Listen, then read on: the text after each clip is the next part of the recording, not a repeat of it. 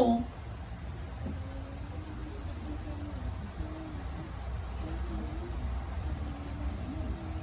Chapter 31 to 32. Now if we understand ukuthi uNkulunkulu ufunani, ngifunda incwadi uMark angazi ukuthi ubani kodwa uMark 4:3 uJesu uthi if you are careful to listen to the teachings of the Lord, more shall be given unto you, more understanding shall be given unto you.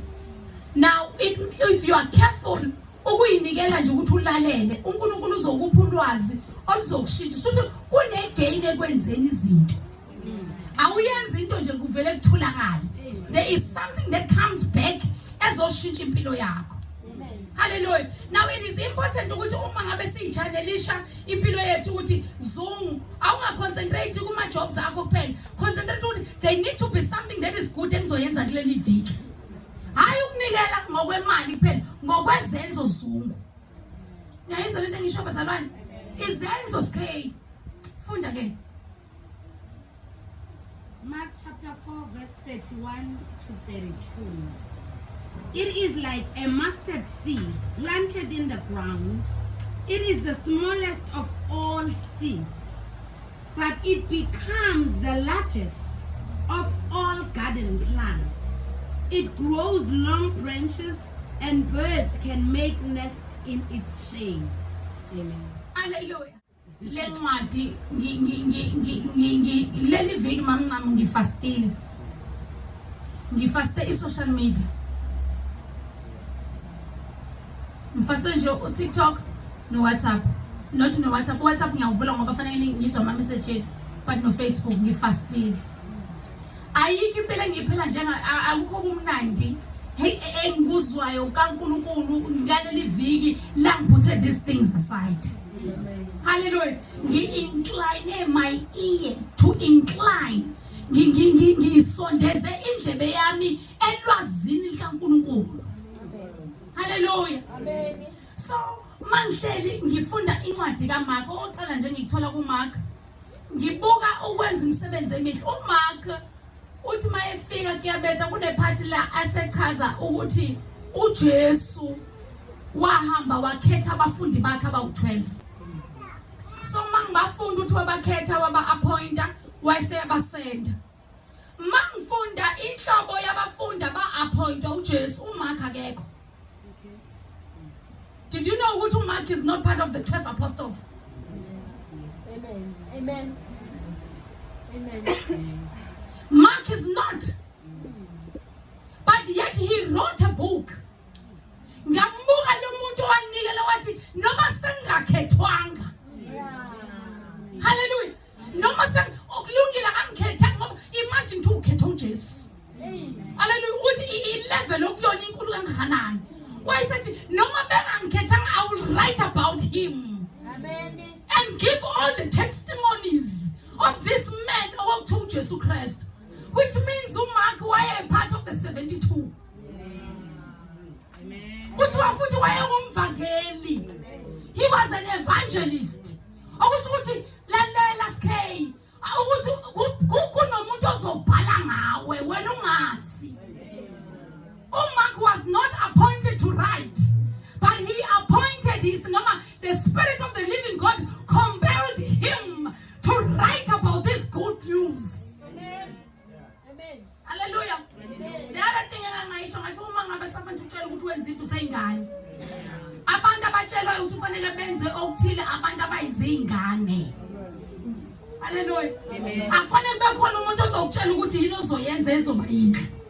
uNkulunkulu besekhethe lalela babe baningi babebhale ngoJesu ngalesa sikhathi kodwa wakhetha incwadi kaMark. Wathi uMark akusanankinga ke noma ngingasashumayelanga njengalaba abanye noma ngingasamanga njengompostoli uPeter kodwa ngizobhala wathi uNkulunkulu umusa wami uzoba phekwe kwempilo yakho. Hallelujah. That thing that pleases God okuzoba ngeyakho. Hallelujah. Glory to Jesus. So ngifunda ngoMark uyabhala uyaqoqa everywhere uJesu ayeba khona kuthiwa wayeba khona naye. fact wayengekho engesizwe uba umpostoli wayaziwa. Hallelujah, wayengesibo omethi obala. Uthi mayisekhuluma umuntu wabe sebanikeza amandla. Hallelujah, akathi mina kanginikeza amandla kazange abe nejealous. Hallelujah. Umvangeli uMark. Yes K, anibe njengoba umvangeli uMark. Ungafuni ukuthi ufane nomunye umfundisi. Uthi mina ngizoba angafuni ukuthi uzungimayenza kanje bese nawe hayi. Angithi uzungise neyakhe iclinic nami ngifuna ukuba neyami. Ngifuna ukuba neyami nami ezothi kube nosanele. Mangabe ngena nje mama wena ngena ngapha. Ngena ngayabona mase ngishaya ufaka sibam. Usayingane enkosini. Glory to Jesus. Uthi kumvangeli uMark ukhuluma ngombuso wezulu. Uthi ngelinye ilanga uJesu kuthiwa indlela ayefunda ngayo noma ifundisa ngayo uJesu Kristu yayehlukile. Wayefundisa ngama parables. What are parables? Stories, short stories. And masayichaza uJesu bambuza uthi Jesu wayihlala ukufundisa kanjena wena. Uthi uJesu mina kulula ukuthi ni understand imfihlakalo zamazulu. Ama revelations, it is easy.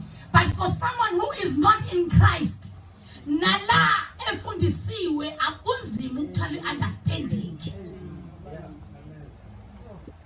Hallelujah. Nala esebonile imangaliso akakazi ugraspa. Uthi ukube ngempela bezwa ngabe baphendulile. Manje ukuphenduka kusokwengane. Hallelujah. Amen. Lelo lizwi likhuluma ukuthi abantu abangakholwa bazalwane, we need to be patient with them. Ngoba noma usunikhulumile izwi abaliswa. Hallelujah. Noma usuwenzile miracle akawuzi miracle. Yezwa mamncane. Kungavuma umuntu manje phansi ekade file kodwa ungakhola ngeke azayi-understand leyo nto. Still uzoqhubeka enza umsebenzi ngayo. Yingakho ubona abantu bengashintshi. Ngisho sebeshunyayeziwe bangashintshi. Ngisho sekufika seqhamuka abantu abangale abaqhamuka ngale sebefile bavuka bafike bezoshela ubufakazi. No uzobulalela zabaqede kodwa still uzophindela kuphi? Back. Okuthiwa ingulube ngisho ngayigeza. Ibuyele udakeni. Hallelujah. Amen. So we need to be gentle nabantu ngoba uma uNkulunkulu engekho uNkulunkulu bungekho phakathi kuwena kunzima ukumusa uNkulunkulu. Hallelujah. Amen. Find ways, and I was saying today, yes, our God loves us. Ukuthi uNkulunkulu aphinda acabanga into mfuthu ukuthi Nkosi yami ngingenza kanjani ukuthi ngibanqande laba bantu. uNkulunkulu uyazama yingakho engakubhubhisa umhlaba. Ulanga sethi naloya ashintshe. Uthi ke mayisechaza la ngiyasithanda lesi story sizokhuluma ngaso namhlanje. Uchaza ukuthi yazi mangahlonishwa ukuthi umbuso wamazulu unjengani. Uthi unjengembewu. Imbewu uma ungahlupha this is one of the smallest seeds. A mustard seed.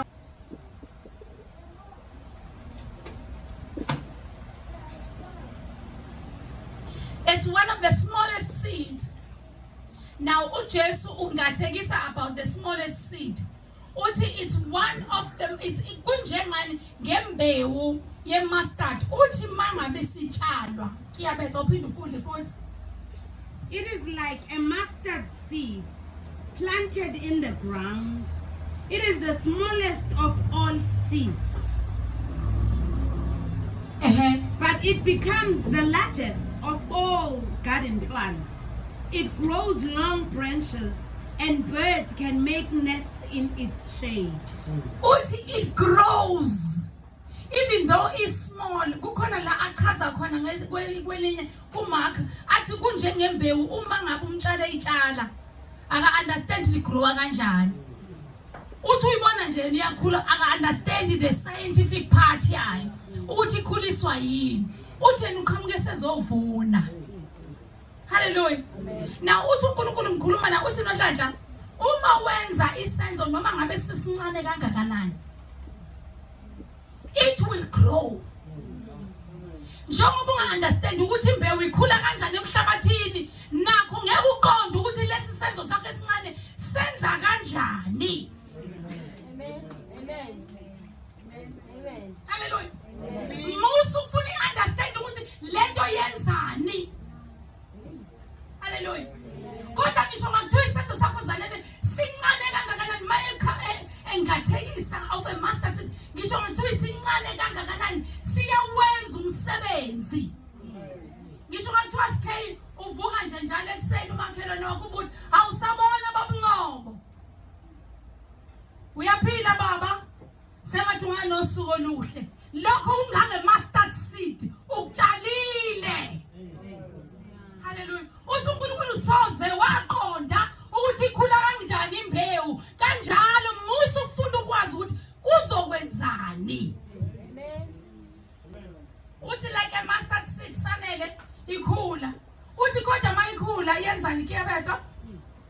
But it becomes the largest of all garden That plants. part we magnify it becomes the largest.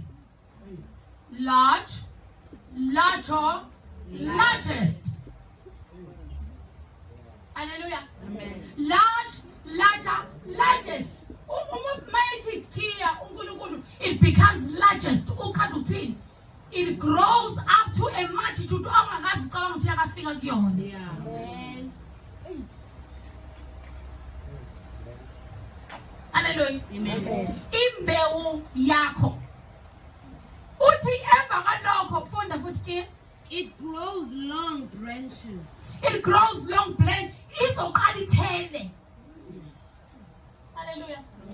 Yabona mayisagrow ama branch awukakasiboni isithelo sakhona. Yeah. Kodwa is an extension of the seed. And birds can make nests in its shade. Uthi kunabantu kasebezobhenefita. Ngoba umbuso wezulu akusiyo abantu abagreedy. Fanele kube khona umuntu obhenefitayo. Amen. Hallelujah. Amen. I once explained this. If you have a car, it's not your car. If you have a car, it's not your car. It's your car plus nabanye abantu. Amen. Be generous ukuthi ubavumele ngoba uNkulunkulu usekunikezile. Bahlale nawe. Bahlale emotweni yakho. Amen. Hallelujah. Umnengane kuseyakho wedwa lo ngane. Yesizwe. Amen. Hallelujah. Amen. Funda Ecclesiastes 11 verse 6. Plant your seed in the morning and keep busy all afternoon, for you don't know if profit will come from one activity or another, or maybe both. Hallelujah. Amen. Now it is important when you plant, don't plant endaweni eyodwa.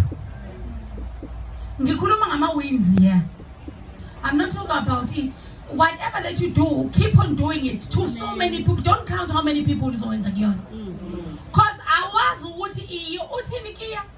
Uthi you don't know ukuthi yiphi activity enzenjani.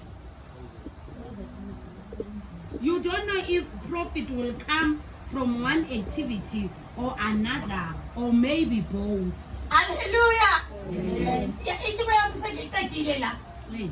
Uthi uNkulunkulu mayekhuluma ukuthi isenzo sakho kungenza into eyi-1 kuphela. Amen. Qhubeka wenze ngoba wazi ukuthi ikona kuyikuphi okuzoqhamuka kube nempumelelo empilweni yakho. Amen. Amen. Ikona kuyikuphi okuzokwenza ukuthi iqhume ihlathi elikhulu. Hallelujah. So qhubeka wenze wena. Glory to Jesus. Qhubeka wenze njani? Awuzukwenza from day one. I'm gonna keep on doing. Now, we need to understand ukuthi singabazalwane kaNkulunkulu keep on tshali ngithe mina. Namhlanje mampholoba. I praise God for the husband that I have.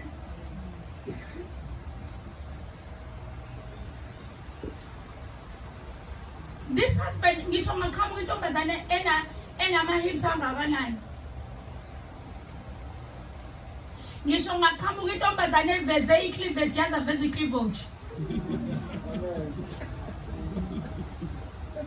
uNkulunkulu uswangifaka ekuthuleni. Because uNkulunkulu usengiphe umyeni engimazi ukuthi uyamsa ayikho into emnandi njengokusaba uNkulunkulu. Susa le nto baby. Ayikho into emnandi njengokuthi ushade nomuntu omsabayo uJehova. Ulala awukhathazeki. uJesu ngifunda isitori sika Jesu. Kiya usemkhunjini uthi ake sikwelele ngaphesheya. Thiwa wabe sengena emkhunjini, mayingena phakathi emkhunjini.